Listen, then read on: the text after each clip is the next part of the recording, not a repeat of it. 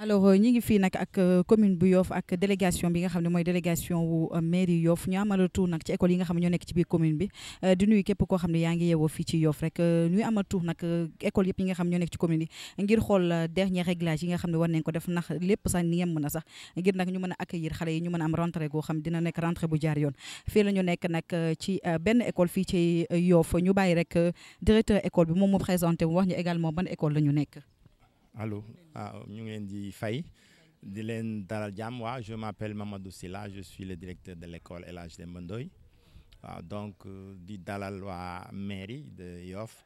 di leen gërëm aussi ci seen teewaay di leen sant aussi ci liggéey yi ñu ci door a def parce que bu ñu xoolee par rapport ak daaw école bi xar kanamam changé na donc am na ay travaux de réhabilitation yi ñu ci jot a def donc ci classes yi on les a repeints donc am na ay liggéey daal yoo xam ne def nañ ko ba école bi daal l'école est devenue plus accueillante et aujourd'hui on peut dire que li ñuy wax le concept ubbi tey jàng tey par exemple bu alxamesee ñun suñu classe yi nekk nañ ci état boo xam ne di élèves yi dina mën a dalal élèves yi dongo yi ñu mën a tàmbali jàng bi voilà donc voilà mais nag problème tamit du ñaar problème non problème c'est l'eau par exemple ici on va devoir faire face à des factures élevées d'eau parce que foo gis ay 600 élèves yoo xam ne dañuy consommer ndox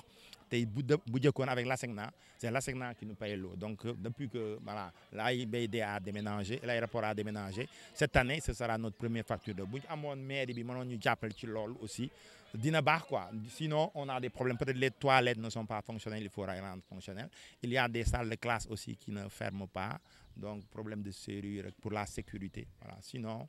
voilà c'est bon.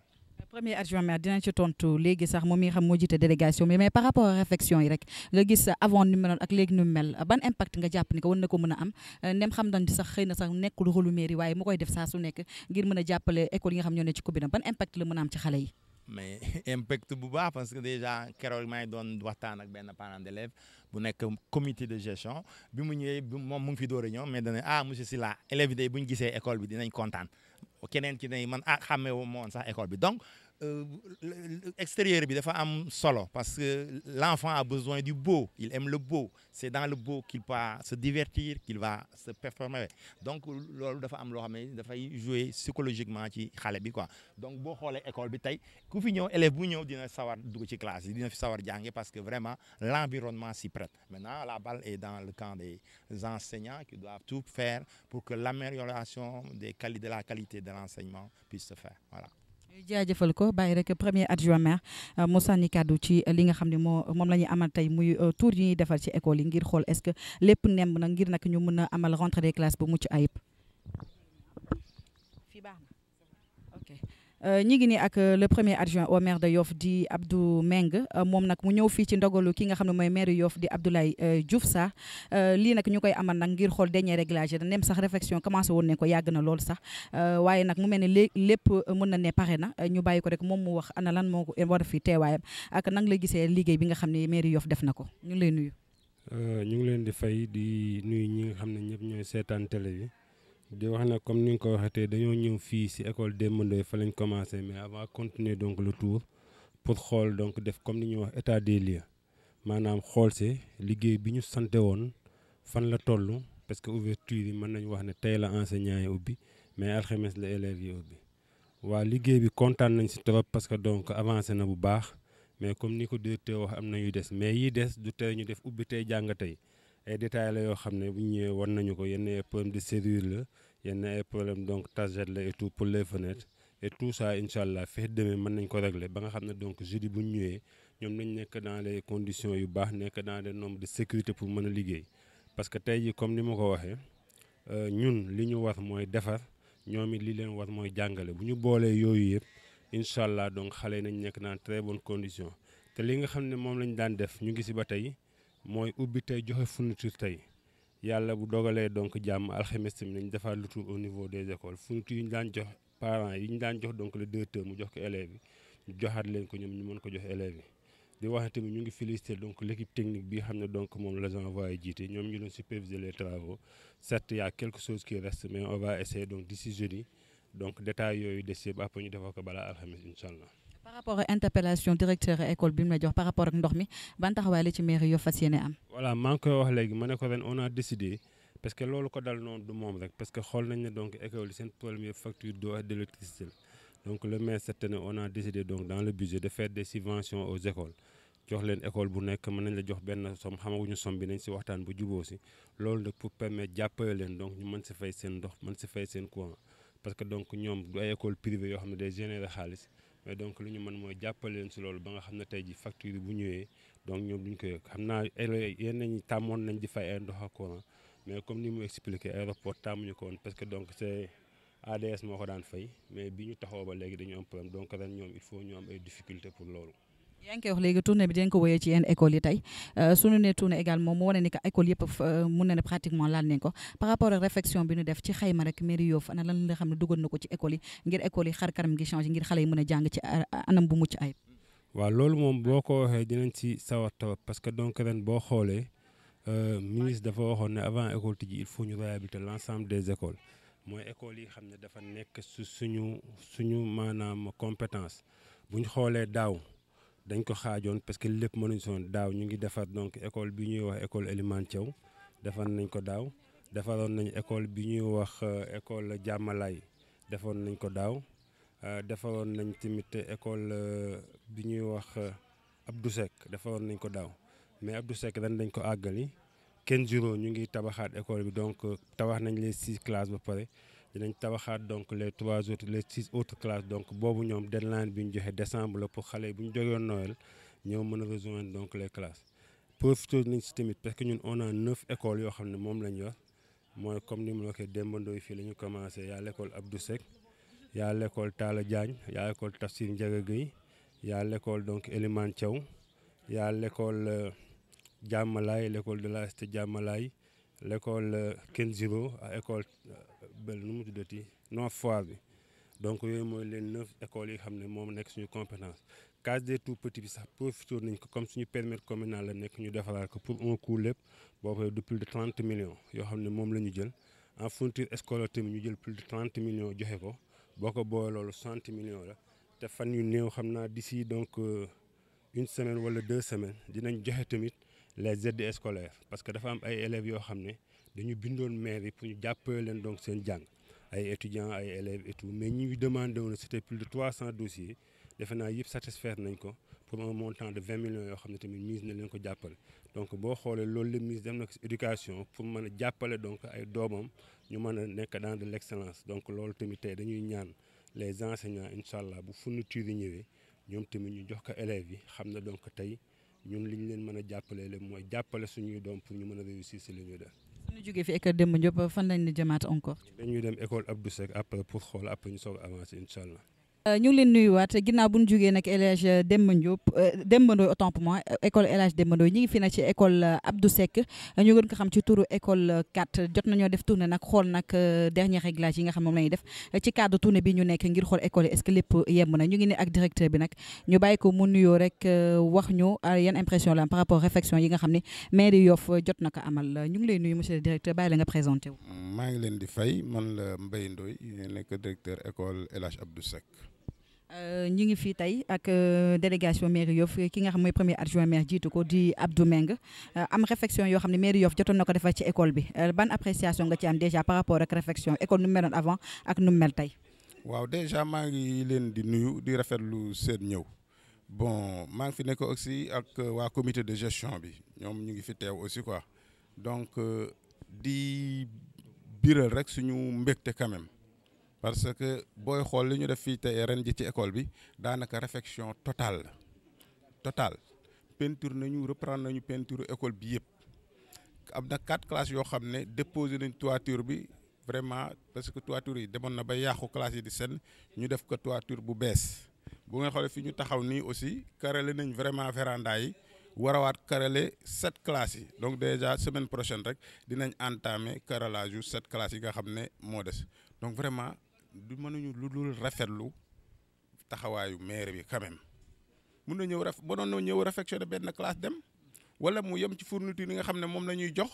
mais bu fekkee ne dafa réfectionner l'école totalement entièrement donc population yi satisfaction rek la ñu am donc une fois encore au nom vraiment de l'équipe pédagogique du comité de gestion ñu ngi gërëm monsieur le maire Abdoulaye Diouf Sarr ci taxawaay bu mu xam ne moom la taxaw ci école di gërëm monsieur le premier adjoint au maire Abdou Naar bi nga xam ne moom la dénk aussi liggéey bi mu taxaw ko taxawaay bu rafet ñun daal am nañu kontaante trop parce que aussi école mooy yorum réew ressources humaines de qualité mooy avenir u dëkk bi donc bu fekkee ne taxaw na ci ñu am ay écoles yu baax xale yi nekk dans des conditions yu baax pour mën def seen éducation bu ni mu waree donc ñu ngi koy gërëm di ko sant donc vraiment yóbbante la boo xam ne daal mbir mi sonn na ci ñun lool. kon daal fii ci école El Hadj Abdou Seck ubbi tey jàng tey mun na ne nekkatul slogan waaye loo xam ne élèves yi dañ ko nar a dund. ubbi tey jàng tey moom kay kan wax daanaka moom li mu ñuy taxawoo at yi yëpp di ñu indil fourniture yi avant loolu ci la ñu mas a nekk à plus forte raison cette année-ci je crois que bu ngeen xoolee sama gannaaw ni équipe pédagogique bi ñoom ñëpp teew nañ ñuy def suñu premier conseil de rentrée. Donc, ce qui veut dire que jeudi, Inch'Allah, à 8h, nous allons démarrer les cours dans de très bonnes conditions. Alors, nous sommes dans le cadre de la tournée effectuée avec la délégation de la mairie de Yoff, pilotée par le premier adjoint au maire Abdou Meng. Ci ndogolu ki nga xamné nak moy le maire de Yoff di Abdoulaye Diouf Sarr ñi ngi fi ci école Talla Diagne nek ak kenn ko xamné responsable ci école également enseignante la tamit ci biir école tam ñu bay ko mu présenter wu ñu laaj ko également naka la gisee réflexion yi nga xamné mairie de Yoff mi ngi koy entreprendre depuis jusqu'à maintenant ñu ngi lay nuyu madame di la bay nga présenter wu. Waaw ñu ngi leen di fay ñun ñëpp ñu ngi leen di fay. Man maa ngi tudd Seynabou Ba mu nekk madame Sall nekk fii si école Talla Diagne.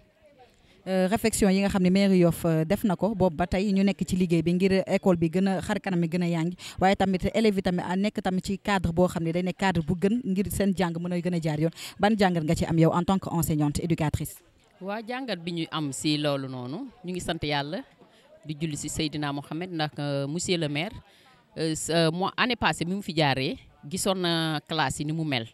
ni mu délabré woon en plus mu ñëw xool que ne lii warul si école boo xamante ne moom fii la njëkk a jàngee moo tax mu defaraatal ñu suñu classe yi yëpp boo koy gis nii moom moo ñu ko defaral classe yi ngay gis nii yëpp ak en plus toilette itam jël na itam ay mesures defaraatal ñu ko même amuñu woon bureau mais actuellement nii ñu ngi si travaux bureau mu ngi ñuy defaral bureau cours bi itam inondation moom amuñu ko wax dëgg yàlla amuñu ko ñu ngi siy sant yàlla bu baax. Monsieur le maire daal li ñu koy ñaan fi mu nekk ne année bii dañoo am déficitu table banc am nañ ko lool ba loolu moo tax sax suñu recrutement CI dafa des dafa des na lool actuellement nii CI bi amaguñu benn effectif boo xamante ne mën nañ ko jël ne mën na nekk classe ndigeex déficitu tablement problème boobu daal la ñu am en plus tam am nañu tam problème mu ndox am nañ ko problème mu courant am nañ ko pas plus que y a de cela 2 jours si la suñu courant ñëw mais problème mu ndox moom wax dëgg yàlla am nañ ko te boo ne école ne ndox te fu xale nekk te amul ndox day indi jafe-jafe moo taxoon dëgg ñu tamit lancé waale appel di profité tamit si occasion boobu ñu koy ñaan pour mu jàppale ñu si ndox moomu. mais dina ci tontu léegi sax waa xaaral ma jox ko léegi sax mu tontu ci sax mi ngi wax par rapport au déficit table-banc maanaam table-banc yi manqué na voilà ak courant beeg ndox mi ban taxawaay ngeen ci fas yéene am. voilà donc ñu ngi koy gërëm bu baax si li mu wax parce que je pense que comme ni mu expliqué ñun ñëpp fii la ñu jaar fii mooy woon suñu école fii la ñu tàggate ñun ñëpp man maire ah donc mën nañu wax ne donc ñu bëree fii si Yoff fi lañ jàng donc bu ñu jëlee fii réflexionné ko c'est pour leur mettre dans très bonne condition bi ñu dugg maa ngi naan Ndiaye Diène dañu defaraat donc panneau bi pour identifier waat l'école pour ñi ma xam ne fii mooy donc école Talla Diagne li mu wax si bancs yi je pense que am nañ un marché pour les tables bancs nañ ko relancer avant fin octobre bu soobee yàlla nañ octroyer donc table bancs yu bees yi xam ne donc moom la ñu jënd pour jox ko école donc loolu moom loo xam ne léegi ñu fàtte ko bu soobee yàlla li nga wax si ndox mi nag parce que interpellé nañu si donc fële sa aéroport ak fii parce que léegi maire yi mënatul fay les factures mais maire na fexe ba école bi am ndox mais mu subventionné donc l'école subventionné l'école si da nga xam ne dañ leen di jàppale si ndox meek courant yi parce que xam nañu du école privée donc doon am xaalis bu ngeen di fayal mais maire na préparé benn kii boo xam ne subventionné l'ensemble des écoles école bu nekk li nga si am di nga si mën a fay sa courant fay sa ndox ba école tëj bu soobee yàlla loolu nañ si waxtaan fan yu néew incha allah joleen mais j'espère que ndox bi ñëw na fi mu nekk nii wala ñëwagul. ñëwagul jusqu'à présent nii ndox bi egseegul. donc loolu nañ si farlu dinañ si farlu rapidement donc xam naa donc bu ñëwul vieux jeudi balaa semaine bi jeex ñu fexe ba ndox mi ñëw parce que mënu leen jàngate amu leen ndox loolu moom c'est mënul nekk mais Babacar na ko noté bu ñu demee nañ xool lan la fexe balaa jeudi wala balaa lundi incha allah ñu indi leen ndox mi incha allah. ok mu nekk ay assurance le premier adjoint au maire di Abdou Meng laataa ñëw tëj rek dégg nga baax dalal xel gi mu dalal seen xel ak tamit ubbi tey jàng tey bi tamit nga wax ci tamit est-ce que jàpp nga ni war na mën a nekk fii ci école Talla Diagne. waaw loolu moom war na mën a nekk fii si Talla Diagne ndax loolu lañ xam ubbi tey jàng tey loolu lañ xam fii si Talla Diagne incha allahu rabbi le 3 jàmm ak salaam bu suñu doom ñëwee suñu élèves yi suñu sët yi bu soobee yàlla dinañ ubbi tey dinañ jàng tey waaw dal na bu baax a baax waaw. Alors la tournée se poursuit encore de plus belle. Actuellement, nous sommes au niveau de l'école El Hadj Tafsir Ndiaga Gueye foofu la nekk ci jamono gii nii nag ginnaaw bu ñu jógee ci yenn écoles yi nga xam ñoo féetewoo fii ci commune Yoff amal fi également doxantu pour xool est-ce que lépp yemb na ngir élèves yi vraiment mën a ñëw def ubbi tey jàng tey ñi ngi fi ak ki nga xam ne mooy directeur école bi ñu bàyyi ko mu présenté wu moom tamit laataa ñu koy laaj ñu ngi lay nuyu monsieur le directeur bàyyi la nga présenté wu. waaw salaamaaleykum wa rahmatullah maa ngi tudd Ngouda Gueye donc nekk directeur école Tafsir Ndiaga Gueye ñu koy wax ex école 3. délégation mairie Yoff ki nga xam ne mooy premier adjoint maire di Abdou Meng jiite ko ci ndogalu ki nga xam ne nag mooy maire Yoff di Abdoulaye Diouf Sarr ñoo amal réflexion yoo xam ne dañ ko doon amal ci école yi nga xam ne ñoo nekk ci compétence wu mairie bu Yoff fii ñëw tey nag réflexion ñu jot amal boobu ba tey ban jàngat nga ci am satisfaction am na am déet. waaw satisfaction am na ci vraiment parce que man ren bi école di tëj. sama li ma souci yi ma amoon yëpp mooy nan laay fexe ba réfectionné waat porte yeeg fenêtre yi nekkoon ci école bi parce que c'était dans un état de délabrement très avancé mais bi ñu ñëwee ñoom vraiment dama ni alhamdulilah rabil alamin donc vraiment léegi rek la fi inspecteurs yi jógee ñu ngi saluer bu baax liggéey bi nga xam ni def nañ ko ci vraiment réfectionné nañ classe yi teg nañ zinc yi ci nekkoon tegaat yi ardoise peinture classe yi defar ci ay porte ak fenêtre vraiment loolu nag ñoom wane nañ ni compétence décentralisée bi éducation am ñoom wane nañ ni bay nañ ci seen waar bu baax a baax vraiment di leen remercier bu baax a baax di leen xam ni daal collègues yi enseignants yi parents d'élèves yi inspecteurs yi ñëpp am nañ mbégte bu baax a baax ci li nga xam ni doxal nañ ko fii ci école Tafsir Ndiaga Gueye. du ñàkk am na ay jafe-jafe yu ndaw yoo xam ne xëy na dina des su fekkee am na interpellation yooyu def rek comme maire mi ngi fi taxaw nga def ko ngir moom mu indi ci ay leeral. waaw jafe-jafe yi nag xam naa ni du bëri lool parce que problème mu ndox daal ak électricité ak courant la ñuy am te promettre nañu nañ def devis pour le puits ñu mën ko defaraat ba nga xam ni dina mën a soulager facture ndox yi quoi donc yooyu daal lañ amoon comme jafe-jafe ak ay peinture te loolu lépp jël nañ ko en compte que ni suba incha allah danañ ñëw pour peinturaat tableau yi defaraat ko ba nga xam ni lundi incha allah xale yi bu ñu ñëwee rek dinañ mën a def ubbi tey jàng tey fourniture daal bu ko xale yi amee bu ñu ñëwee incha allah lundi incha allah jeudi incha allah le 3 bu ñu ñëwee dinañ ubbi tey jàng tey incha allah parce que collègues yi tey ñëpp ñëw nañ tout le monde était là donc pare nañ ku nekk jël nga say emploi temps jël nga sa classe jël nga sa liste classe ba nga xam ne liggéey bi incha allah bu ñu ñëwee rek day daal di démarrer incha allah di leen remercier bu baax vraiment di leen ñaanal yàlla bu baax que ñu am année scolaire bu mucc ayib am ay résultats yu baax a baax parce que loolu rek ñun moom lañ leen deseel incha allah te danañ ci bay suñu laaj bu baax a baax bañ ko mën ba école Tafsir Ndiaga Gueye ñu mën ko citer parmi école yu gën a baax ci dans la commune de Yoff merci. mu mel ni même interpellation yi mooy ñëwaat muy wàllum ndox ak wàllum courant ñu bàyyi monsieur le maire rek nem sax kii na ci ay leeral mu wax moom également tamit ban taxawaay leen ci fas yéene am ak yeneen école yi nga xam xëy na ñi ngi jànkonteel ak jafe-jafe boobu monsieur le maire lan ngeen fas yéene def ci li ni mel.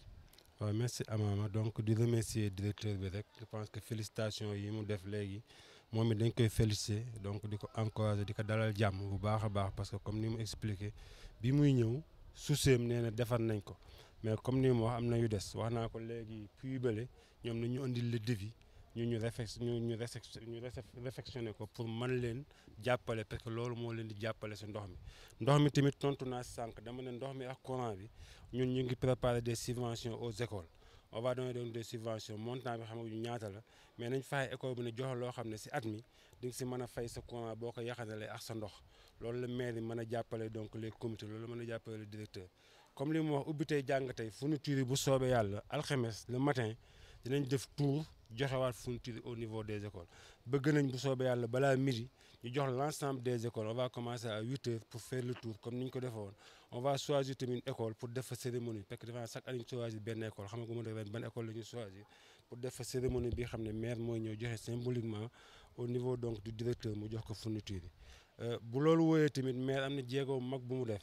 mooy que ne dafa am élèves yoo xam ne ay étudiants dañ demandé woon ay aide scolaire bi ñu ko demandé ñu jox leen ay critères ñu ne ku si am lii wax lii ngay joxe ñi satisfaire woon donc dossier defe naa sur 341 dossiers benn dossier rek lañ si satisfaire donc 340 yëpp dinañ am bu soobee yàlla c'est entre 25 000 et 100 000 pour jàppale les parents d'élèves ñu mën a donc seen doom yi mën a am année scolaire bu paisible loolu incha allah donc semaine prochaine nañ ko jox ko les parents yi xam ne demandé woon nañ ñuy lancer rek un appel ne maire mënul dimbali tamit ku demandé wul. mais mënul ñëw rek ne donc damay jox Seynabou Laye te amul fu mu ko teg donc nit ñi nañu xam ne maire day jàppale nit ñi mais nañu dem maire yi si bureau kuréel ñu wax leen ku bëgg si loolu yenn papier ngay fournir pour mën a am parce que le percepteur ay mandat la koy def te boo fournirul papier yëpp du la defal mandat bi incha allah donc dégagé nañ tamit 20 millions yoo xam ne donc ni ñu ko séddale donc les élèves te bokkul ak fourniture yi xam ne donc moom lañ leen di jox pour jàppale leen pour année bi Abdoulaye Diouf Sarr daal li ko ñor comme ni directeur wax mooy si périmètre communal am donc élèves yi nekk dans de très bonnes conditions pour comme ni directeur wax ñu mën a am taux de réussite boo xam ne fu ñu wax dañ naan commune de Yoff ñoo jiite donc si kii bi loolu daal mooy suñu objectif te donc dañuy ñaan directeur ak les enseignants gis nañ ne ñu ngi si ñu gën ñu si jàppale ñun moom lépp loo xam ne war nañ ko def rek pour jàppale incha allah nañ si taxaw pour def ko bu soobee yàlla. ñu ngi leen di nuyuwaat bu baax a baax di leen ziar yéen waa Yoff alors tournée bi ñu doon amal tey nag je pense que ñëpp gis ngeen ko dem nañoo ci école yi nga xam ne ñoo féetewoo fii ci commune Yoff ngir xool nag réflexion yi nga xam ne le maire Abdoulaye Diouf Sarr moo ko initié woon di ko amal ci école yi nga xam ne moo bokk ci compétence am ginnaaw nag bu nu waree école yëpp mu mel ne xel mën naa dal waaye nag ki ko piloté woon di le premier adjoint au maire di Abdou Meng moom ak ñi mu àndaloon xanaa rek ñu tàll ko suñu micro laaj ko ban jàngat lay am ci école yi nga xam ne jot na fa dem am taxaw seetlu ndax xel mën a dal ci ubbi tey jàng tey monsieur le maire ginnaaw doxantu gi ñu amaloon ban lecture ngay def dans le cadre général ci réflexion yi nga xam ne le maire Abdoulaye Diouf Sarr moo ko entreprendre ba tey ji waaw merci Amama donc ñu ngi nuyu ñi xam ne ñoo ngi seetaan télé bi yëpp di wax ne comme ni nga ko waxee rek tey dañ doon def visite de terrain pour xool donc état des lieux travaux yi nga xam ne donc moom la ñu entamé woon pour entrée scolaire 2019-2020 yàlla dafa def daaw dañoo réfectionné donc lu mat ñetti école wala ñeent muy école bi ñuy wax école japonaise école bi ñuy wax école Diamalaye mooy ex-Yoff 2 école bi ñuy wax Kenziro mu ngi nekk en travaux ñu ngi ko doon defar ak école bi ñuy wax école Elimane Thiaw daaw donc yàlla moo dogal école yooyu la donc dañu réfectionné ren dañ ñu doon àggali donc pour def donc yeneen écoles yi mooy yi xam ne donc moom la ñu visité mooy l' école Demba Ndoye bi ñuy wax donc aéroport mooy l'école Tafsir Ndiaga Gueye bi ñuy wax école ex-Yoff 3 mooy l'école Talla Diagne bi ñuy wax ex-Yoff 1 di école cité Diamalaye bële nekk fële si Diamalaye cité Diamalaye donc muy liggéey boo xam ne comme ni nga ko Abdoulaye Diouf Sarr moo ko demandé woon parce que li mu bëggoon mooy école yi nekk au même niveau muy école yooyu xam ne ñoo nekk suñu périmètre communal te moom lañ ñu donc jox pour ñu defaraat ko yàlla def na bi ñu visité xam naa di ngeen gis image yi donc kontaan nañ trop ci liggéey bi di féliciter donc les équipes techniques ñi xam ne ñoo doon piloter donc les travaux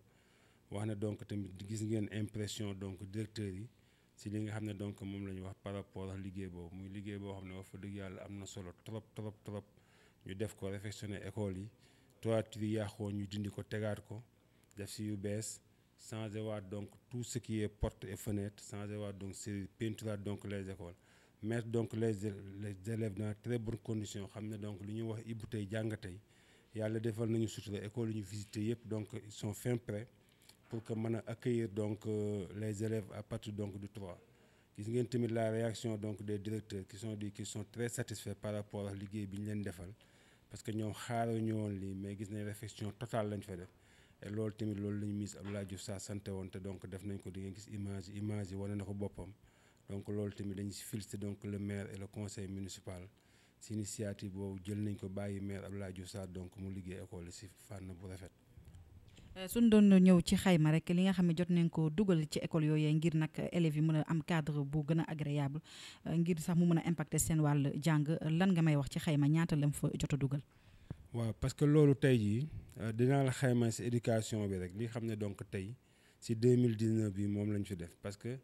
boo xoolee am na foo xam ne demuñu fa mooy école ba li nekk fële sa Ouest Foire te ñu tuddee ko donc la case des tout-petits la case des tout-petits xam nañ ne. donc bi ñuy kii benn kii bu nekk foofu la pour tàggat xale yi mais da ko réfectionné totalement à hauteur de 20 millions donc ñu defar ko ba mu nickel dindi fenêtre yi fa nekkoon dindiwaat donc tout ce qui est appareil sanitaire am bureau yu fa nekkoon àggul am classe yu fa nekkoon àggul yooyu yëpp ñu defar ko ba mu nickel léegi bu ngeen gisee donc photo yi di ngeen xam ne foofa Abdoulaye Sarr rénové na ko ba mu baax léegi école yi donc on avait un budget de 30 millions pour donc def réfection des écoles mooy école yu ñu visité te gis ngeen ne lañ fa def si liggéey wax fa dëgg yàlla jar na montant boobu am na si école boo xam ne par exemple école Talla Diagne bi ñu jàng ñun ñëpp gis nañ ne amul woon bureau directeur mais defaraat nañ fi bureau directeur bu mucc ayib xam ne tey jii directeur bi dina am foofu lu mu kiitu boo demee si école yenn yi comme ni ma waxee changé nañu fa waroon changé lépp à hauteur de 30 millions ba pare ministre jëlaat 30 millions def ko en matière de fourniture yooyu incha allah yàlla dina dogal suba bëgg nañ ko joxe donc ci école yi mais la cérémonie ñu def ko jeudi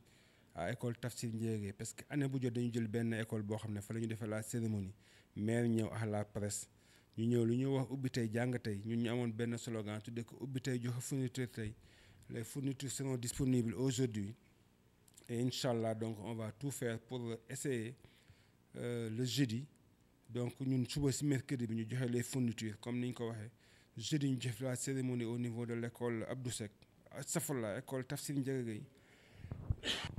ñu xam ne école yooyu fourniture yi incha allah suba dinañ ko joxe buñ ko joxee cérémonie bi nag ñu ngi koy defee ñu ngi invité ñi am jot ñëpp bu ñu mënee ñëw donc le jeudi à partir de 10 heures à l'école Tafsir Ndiégué ren fa lañ koy defee te fourniture yooyu biñ koy joxe chaque année dañ siy sóor école boo xam ne mën nañu wax ne sax semi privé la mais dafa nekk fii si Yoff mooy école Malick Sy at bu jot tamit ni ñu joxe école yëpp dinañ ko jox moom te fourniture jàppale ko fourniture yooyu nag ñuy ñaan les directeurs d'école comme ubbi tey jàng tey ñu dañ leen koy jox mardi bëgg nañ incha allah mercredi lañ ko jox jeudi bu élèves yi ñëwee kuy ñibbi nga yóbbaale sa kër loo xam ne di nga si mën a jàngasee donc le vendredi mooy nga yóbbu kaye yóbbu bic yóbbu ardoise yóbbu crayon yóbbu lu sew loo xam ne tey ji sa papa même bu la jëndul fourniture di nga am loo xam ne di nga mën a commencer donc moo tax ñu ne tey ubbi tey joxe fourniture tey donc je pense que depuis maire Abdoulaye Diouf Sarr nekk fi au niveau de la commune slogan boobu moom la ñuy tëral te ñu ngi siy dox boobu ba léegi di ko def incha allah donc bëgg nañ jeudi bu soobee yàlla ñu def loolu bu loolu weesoo comme ni nga wax mu jëlaat tamit beneen 20 millions boo xam ne dafa am ñu defoon ay demande aide scolaire foofu naa fi ñëw leeral les populations pour wax leen ne am nañ droit demander Abdoulaye Diouf Sarr ndimbal pour seen année scolaire doom mais boobaa dañuy bind demande ñëw maire bi ñu wax leen yéen kayit lañ koy mottalee parce que am na kayit yoo xam ne bu matul percepteur du la nangoo fay parce que Abdoulaye Diouf Sarr joxe xaalis directement mais ay mandat lay def mais percepteur moo la koy fay percepteur boobu nag bu këyit yooyu matul du la ko wax ren dootoon nañ 340 dossiers benn lañ ci satisfairul parce que kooku andil woon këyit dina la laaj lu mel ne certificat de scolarité en cours laaj la par exemple këyit yi bu dee parent bi xam ne doomam amagul donc 18 ans ba am carte d'identité parent bi moo koy def sous couvert yooyu yëpp da ngay ñëw maire yi ñu jox la këyit yi ngay laaj lim nga def sa demande def fi demande boo ko defee at mu jot Ablaye dina xayma benn xaalis daaw 11 millions la génne woon jox ko parents yi ren jël na ba 20 millions jox leen ko 20 millions yooyu nan lañ ko tase mooy ñi nekk primaire je pense que ñi demandé woon élèves yi nekk primaire am nañ 25000 ñooñu seen parents yi ñooy jëli donc seen mandat yi ñi nekk secondaire tamit amuñu 18 ans am nañ 50000 ñoom seen parents yi tamit ñooy dem jëli ko étudiants yi xam ne mesure ñoo di jëli seen bopp ñoom am nañ 100000 donc loolu de boo ko xaymaa ñu jëlaat 20 millions donc jël nañ 20 millions def ci case des tout-petits bi jël 30 millions def au niveau des écoles ça fait 50 millions jëlaat 20 millions defaat au niveau donc des aides scolaires ça fait 70 millions mu génn 70 millions donc tas def ko ci éducation xeeb na ko parce que donc éducation loo ci def xeeb ko mais dinañ fexe ba loolu ni ñu koy yokkee at mu jot ba pare donc ñuy ñaax rek directeurs yi comme ni ma ko waxee les fournitures ñu jox ko élèves yi le même jour comme ni ñu leen ko joxee le même jour pour élèves bu ñu demee sa papa ñu ne ko papa kat man Abdoulaye Diouf Sarr jëndal na ma kay jëndal na ma ñaari kay wala juróomi kay ak bigax lii li si manqué rek parents yi da koy jënd pour compléter ko. yaa ngi doon lu am solo par rapport ak aide yi ñu doon xamal ni que nag soo nekku demande duñ la mën a jox c'est bon à préciser pour nit yi xam ni que ku ñëwul ñaan si mun ñu la fekk fi nga toog di la jox. waaw loolu am na solo amaama parce que tamit maire lu mu mën a dimbali ëllëg dañ koy auditer maanaam tey xaalis bi lu ñu fi bari mu di ko gérer Seynabou Laye mi bu fekkee dafa bëgg te demandé wul donc mënul am donc nit ki mooy def l'initiative demandé këyit bu ndaw la rek bind lu ndaw la rek loo xam ne képp ku jàng élèves yi mën nañ ko bind demande scolaire la koy titre wax ne que monsieur le ministre maa ngi ñëw si këyit bi ma bind nii pour nga jàppale ma wala nga jàppale sama doom nangam si année scolaire bi xam ne moom la ñuy dugg ministre si boppam boobaa am na benn commission éducation boo xam ne ñoom ñooy saytu këyit yi moom du si laal dara commission éducation mooy seetu ne que ministre kat jot naa ñaar téeméeri dossier li ma lay proposé mooy ñi am primaire may leen nangam ñi am secondaire may leen nangam ñi am étudiant ñooñu bu ñu validé seen réunion pare ministre day ñëw rek appliqué donc si la ñuy maye ñi fan yi dinañ oote bu soobee yàlla xam naa fex semaine prochaine année scolaire bi moo tax événement yi nu bëri aux parents d'élèves def une cérémonie ku nekk Abdoulaye Diouf Sarr jox la li ma la dimbalee nga dem perception jëli sa xaalis. ñi nga xam ne jotuñoo déposé est-ce que am nañu possibilité déposer ak ñoom courant année prochaine lay doon wala. waaw non bi moom jeex na bi c'est déjà calé pare parce que mandat yi pare na sax ba jox nañ ñu mandat yi mais actuellement ñi may wax nii mooy pour ñuy bëgg si déwén mooy maanaam 2019 2020 ñi jox nii mën nañu wax ne scolaire 2018 2019 la woon ñooñu bu ñu leen joxee ñoom dina leen permettre donc ñoom ñu mën def seen année scolaire bu baax léegi ñeneen ñi mooy ñi nga xam ne donc ñoo demandé gul am nañ possibilité ñëw indi seen ay demande parce que année scolaire bi ubbi na bureau maasu jël ñu ñëw def demande bi jox leen seen numéro ñu téye ñu bañ a toog nag yàkkamti parce que dañu jékki-jékki rek fee dossier parewul maire du oote bu paree percepteur ne que pare na maire oote na leen donc incha allah donc dinañ kii bu soobee yàlla. sa kàddu bu mujj. waaw di wax ne rek donc ñu ngi remercier donc les populations de Yoff ci confiance bi ñu am jox ñu ko ba ñëral leen les destinées donc de Yoff le ministre le maire Abdoulaye Diouf Sarr tamit def liggéey bu am solo comme ni ma ko waxee nit ñi nañu xam lii maire mën a defar ak lii maire mënul defar dinaa profiter sa l'occasion pour leeral nit ñi sur lu jëm ci CM Yoff parce que parfois les gens nous interpellent CM bi dafa inondé CM bi dafa def nangam CM bi li ñun tey 100 francs bu ñu dugal ci CM bi ëllëg bu ñu audité nañ nañu kat fii xam ngeen ko yéen ko tey wala leen ko fi dugal parce que CM Yoff du compétence bi ñu transféré à la commune CM Yoff ville de Dakar moo ko yor ñun mënuñu fa def dara benn investissement mënuñu koy def li ñu mën rek mooy parfois ay fourniture comme yu am ñu jàppale leen ci li ñu leen mën a jàppale mais tey jii amul benn investissement boo xam ne donc commune de Yoff war na ko mën a def au niveau du CM mais parfois nit ñi duñu xam dañuy dem photo ji dara ñëw ne xool leen donc CM Yoff ne wel position mairie wala nangam pour l'opinion xam ne CM Yoff ñun yoruñu ko mais lépp lu nekk si Yoff nekk école primaire ñun ñoo ko suñu compétence la donc moo tax ngeen gis école primaire ñu jël xaalis boobu def ko fa pour defaraat ko pour mettre donc nos enfants dans de très bonnes conditions mais pour mu leer si nit ñi rek ne CM Yoff ñun moomuñu ko amuñu compétence pour def fa dara loolu moo tax gisu leen ne duñu fa defal dara donc di wax les populations yéen ñu dénk dëkk bi yéen ko dénk Abdoulaye Diouf Sarr Abdoulaye Diouf Sarr te mu ngi def le maximum pour donc gën a jàppale les populations ku jël presque lu jege 100 millions dama ko def ci éducation pour donc samay doom samay rakk samay jarbaat ma nekk dans de conditions pour jàng kooku am meeru mel noonu war nga ko mën a jàppale bu baax a baax donc loolu lépp la ñu xayma tey def ko donc au niveau de l'éducation incha allah di ngeen gisaat image yi dinañ àndaat ak télé bu ñu joxe fourniture yi ñu dem école bu ne ngeen xool li fa Abdoulaye Diouf Sarr joxe école bu ne par école laa wax ba pare nag ñu def cérémonie officielle bi ñoom ñu compilé ñu def ko donc incha allah à l'école Tafsir Ndiaga Gueye le jeudi à partir de 10h présidé par le maire incha allah moom mu ñëw joxe fourniture yi officiellement donc mu jox ko le directeur d'école incha allah. ñu jaajëfal ko bu baax a baax moom mi nga xam ne mooy le premier adjoint au maire Abdou Mbengue gis ngeen baax a baax li nu jot a liggéey tey yëpp di fàttali rek on est le mardi 1er octobre 2019 incha allah suba dinañu dem ci yenn école yi jox leen fourniture jeudi incha allah comme ni ko waxee ñu amal nag officiellement fourniture yi nga xam ne le maire Abdoulaye Diouf Sarr moo ko nar a amal di leen jaajëfal ci bàyyi xel bi ngeen doon bàyyi xel dina xamal nag mairie Yoff yéen rek ka tax a jóg te si seen te li gëm jëmale kanam mairie bi donc li jëmale kanam commune bi sax laay wax rek moo ko tax a jóg jaajëfal neen leen